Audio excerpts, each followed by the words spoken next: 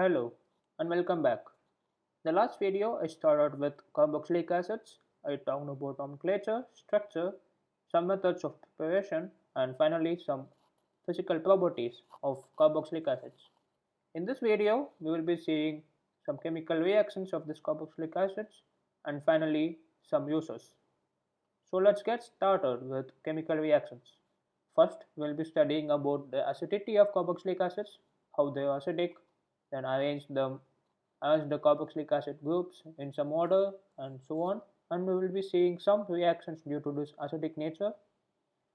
Then reactions involving cleavage of COH bond, that is the bond between C and OH, which includes formation of anhydride, esterification, reactions with PCl5, PCl3 and SOCl2, and finally reaction with ammonia. Then you'll be studying about reactions involving COOH group, starting with reduction and decarboxylation. Then substitution reactions in hydrocarbon part, like halogenation and ring substitution. So let's get started with acidity. And first we will be seeing reactions with metal and alkalis before going straight into the reason for acidity and arranging stuff. So the carboxylic acids like alcohols evolve hydrogen gas with electropositive metals and form salts with alkalis similar to phenols.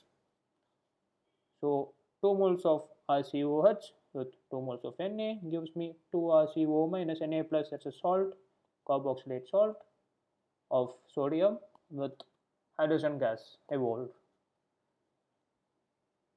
Similarly with an alkali now, I get the alkali here is NaOH, so I get RCOH plus NaOH, again the carboxylate salt of sodium with water this time. However, unlike phenols, they react with weaker bases such as carbonates and hydrogen carbonates to evolve carbon dioxide gas.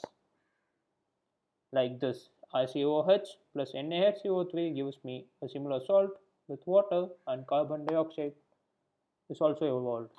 So this is a test for presence of COH group, that is, carboxyl groups when treated with carbonates and hydrogen carbonates release CO2, while alcohols, even phenols, don't.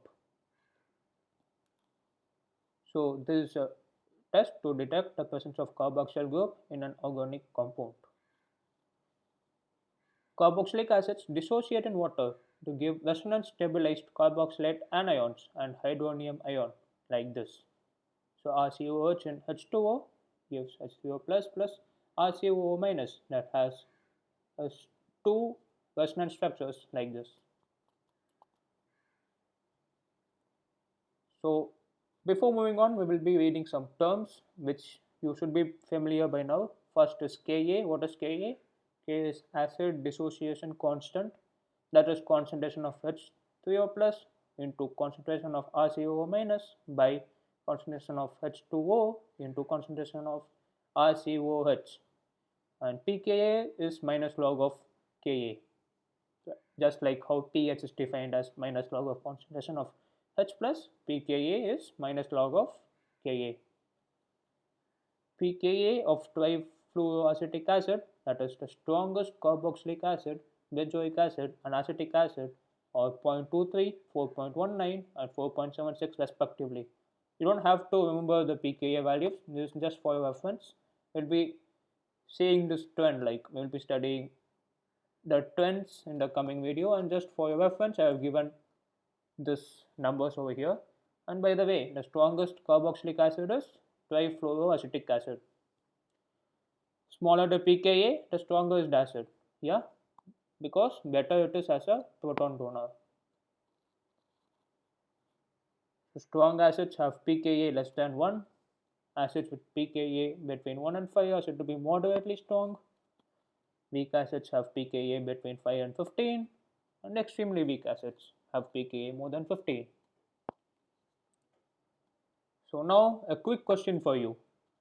Arrange the following in the order of strength of the acidity. So we have carboxylic acids, phenols and alcohol. What do you think will have the most acidic strength and which do you think will have a less acidic strength? So we will discuss this now. Carboxylic acids are weaker than mineral acids, but they are stronger acids than alcohols and many simple phenols. pKa is approximately 16 for ethanol and 10 for phenol. In fact, carboxylic acids are amongst the most acidic organic compounds you have studied so far. You already know why phenols are more acidic than alcohols. The higher acidity of carboxylic acids as compared to phenols can be understood similarly. What is it? Resonance. The conjugate base of carboxylic acid, a carboxylate ion, is stabilized by two equivalent resonance structures in which the negative charge is at the more electronegative oxygen atom. So for your reference, I have the diagram over here which you have seen in the beginning already. We have two resonance structures and the negative charge is going around the electronegative atom, that is oxygen over here. So we have two oxygen atoms and the negative charge is traveling between these two oxygen atoms. The conjugate base of phenol, that is a phenoxide ion, has non-equivalent resonance structures in which the negative charge is at the less electronegative carbon atom. In carboxylate ion, the negative charge was at more electronegative oxygen atom all the time. But in phenoxide ion, which you have seen earlier, but just for reference, I have an image over here. We have 5 resonance structures, and the negative charge is not at the oxygen atom all the time. It goes around in the less electronegative carbon atom also.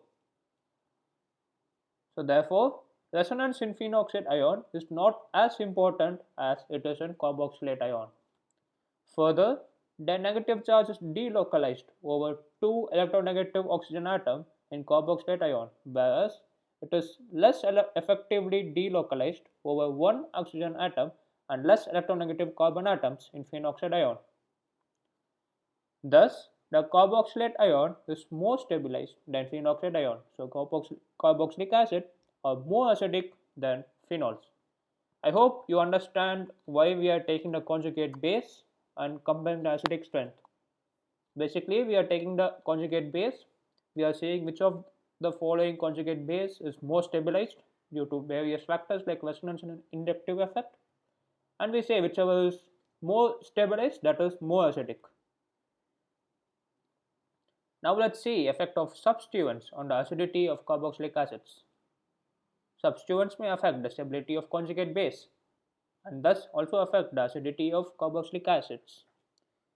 Electron withdrawing group increase the acidity of carboxylic acids by stabilizing the conjugate base through delocalization of negative charge by inductive and resonance effect.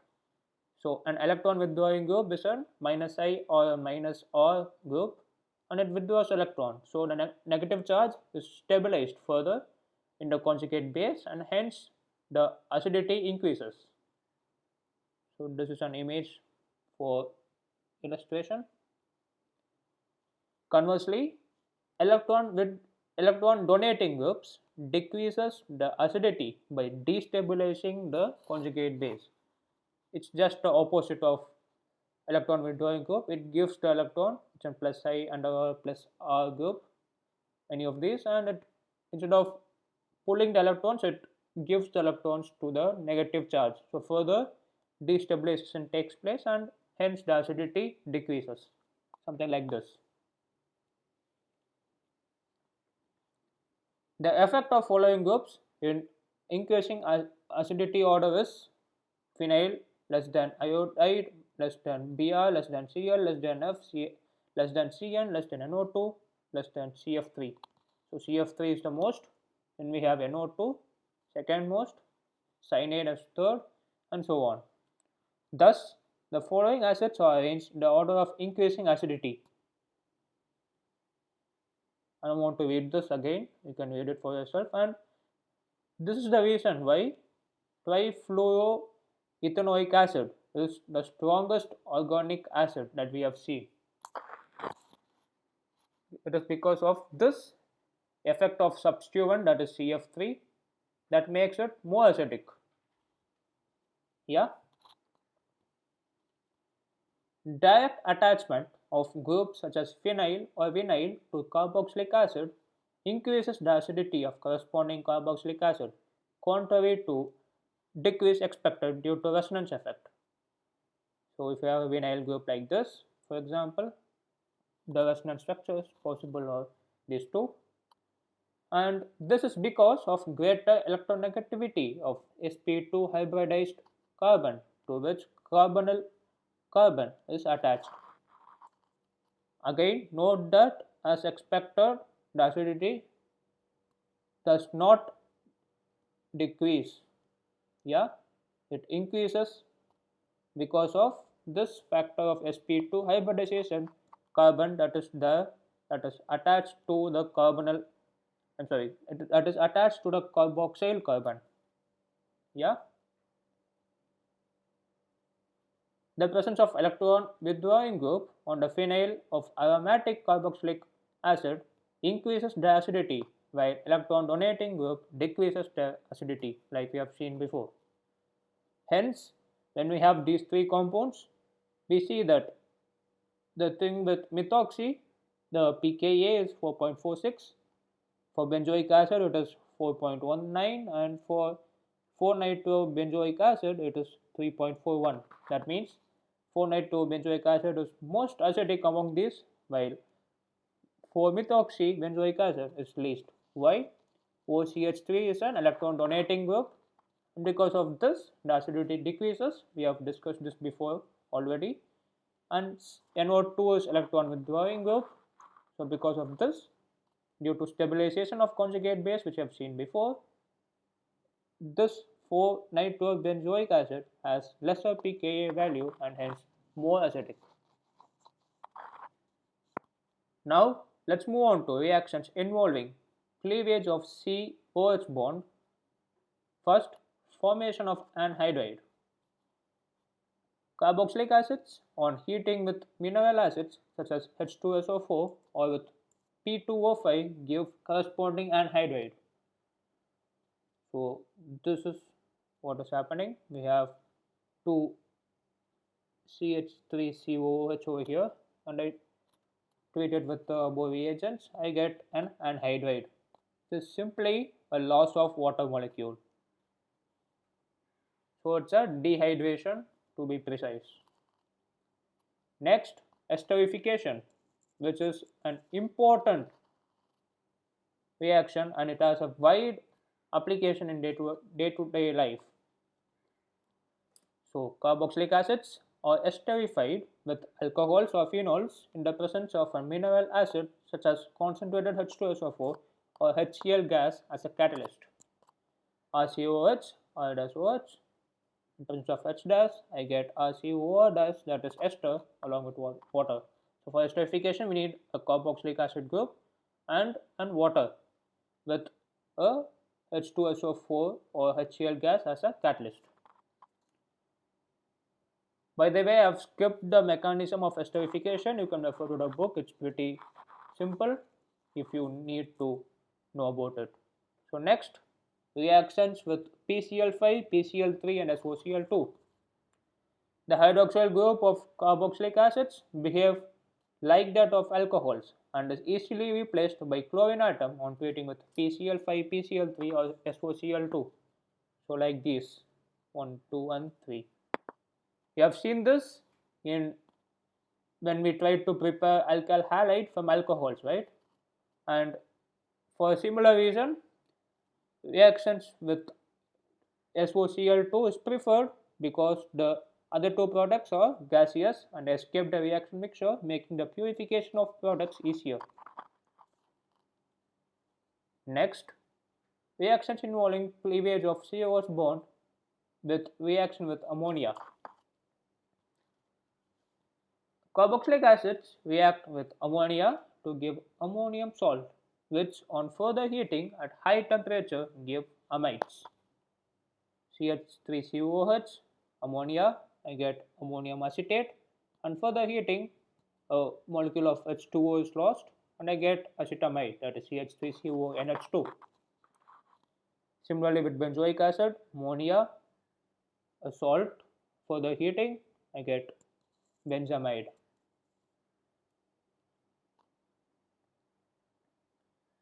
Next, reactions involving COOH group. First, reduction.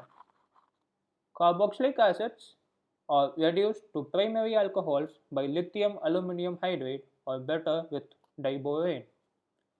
Diborane does not easily reduce functional groups such as ester, nitro, halo, etc. Sodium borohydride does not reduce the carboxyl group. So RCOOH with lithium aluminum hydride in ether medium or B2H6, that is your diborane, I get RCH2OH, that is a reduced product. You have to know like which reagent acts on which functional group properly. That is like sodium borohydride does not reduce the carboxyl group. Diborane does not easily reduce a functional group such as ester, nitro, halo, etc. And carboxylic acids are reduced to primary alcohols by lithium aluminum hydride or better with diborane. So you need to know this properly. Next, decarboxylation. Carboxylic acids lose carbon dioxide to form hydrocarbons when their sodium salts are treated with soda lime, NaOH and CaO, in the ratio of 3:1. The reaction is known as decarboxylation. So I have sodium salt, RCOONA, and I treat it with NaOH and CaO in the ratio of 3:1, and I heat it a little.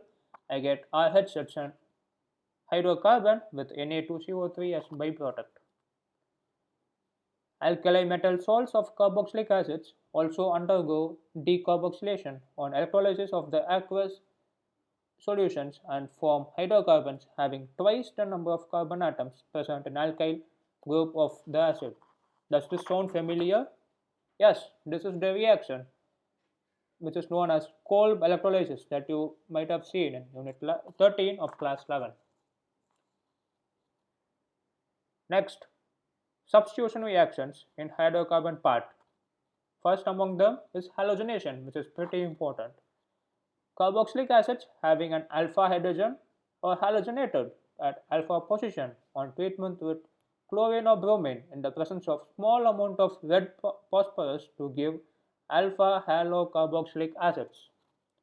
The reaction is known as HVZ reaction. I don't want to pronounce that name. In short, it's known as HVZ reaction.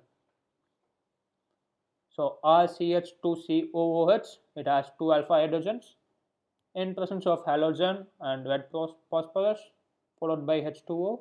I get RCHX COOH. Here X is chlorine or bromine. Yeah, you get a halogenated product at alpha position. So this is known as HVZ reaction. All other reagents X2 and red phosphorus. Yeah. Next, ring substitution.